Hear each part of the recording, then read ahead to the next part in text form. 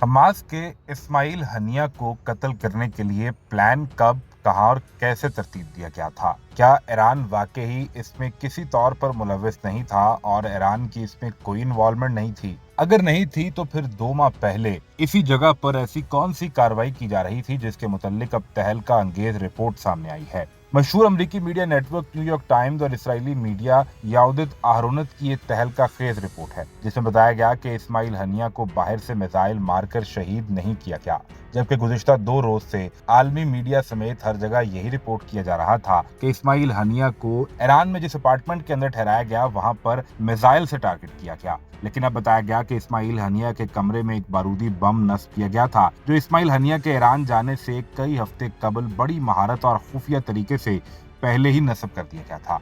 यानी फिर ईरान के सदारती मेहमान के तौर पर उन्हें इस कमरे में ठहराया गया, तो फिर मुमकिन तौर पर किसी को तो अंदाजा था कि यही कमरा क्यों सिलेक्ट करना है। बताया गया है कि जिस इमारत में इस्माइल हनिया को ठहराया जाना था, इसके बारे पहले से मालूमात जमा की गई थी। इस्माइल हनिया के कमरे के बिल्कुल करीब हरकतुल जिहाद अल इस्लामी के सरबरा ज़ियाद अल नजला का कमरा भी था, लेकिन जिस वक्त बम फटा तो ज़ियाद अल नजला इसमें बच गए। आधी रात को ईरानी फौज के आर्मी चीफ इस्माइल कानी ने सुप्रीम लीडर अली खामनाई को जगाकर इस्माइल हनिया की शहादत के मुतल्लिक आगाह किया, जिसके 4 घंटे बाद इस्माइल हनिया की शहादत का बाकायदा ईरान के मीडिया पर ऐलान किया गया। इस रिपोर्ट से ये साबित होता है कि ईरान के अंदर से गद्दार खाइन इस्माइल हनिया की शहादत में मिले हुए थे। ये भी साबित होता है कि ईरान की खुफिया एजेंसी या तो किस कदर नाकाम है, या फिर इसराइली खुफिया एजेंसी मोसाद के साथ मिली है, या उनके हाथ कितने लंबे हैं। सवाल ये भी उठाया गया है कि इसराइली खुफिया एजेंसी मोसाद ईरान में किसी भी शख्स या आला हुकूमती शख्सियत को क्या ऐसे ही निशाना बना सकती है, और इसको कोई नहीं रोक सकता।